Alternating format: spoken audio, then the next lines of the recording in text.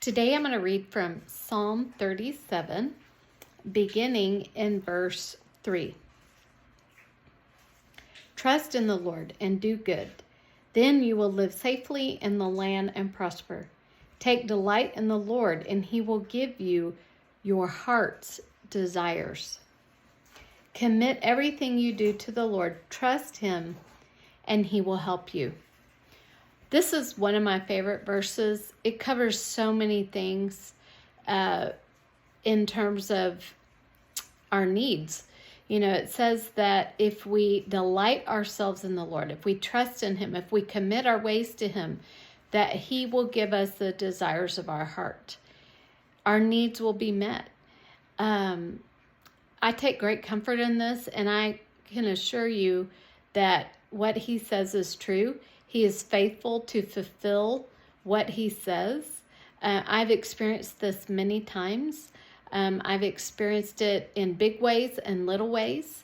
And I hope that you trust the Lord. I hope you know the Lord enough to trust him to fulfill what his word says.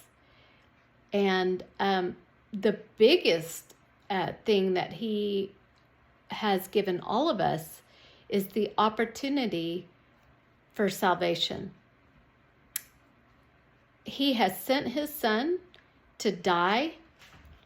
He lived a sinless life, and then he was crucified, and he died, and he was buried, and then he rose again on the third day. Why did he do this? Well, we're all sinners. We've all sinned and fallen short of the glory of God. We've lied, we've stolen something, we've used the Lord's name in vain.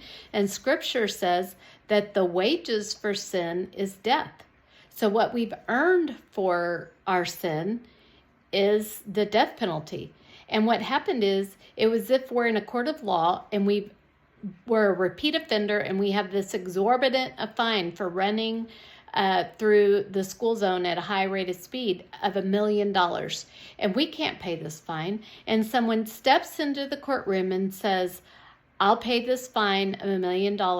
And the judge says, you can go free. Well, that's what Jesus did. He died on the cross for me, and he died on the cross for you. He paid the penalty that we can't pay because we're not without sin and we haven't been crucified. But he has. He's without sin, and he was crucified on the cross. He willingly did it so that you and I could be set free from the penalty of death, and we could live in eternity with God.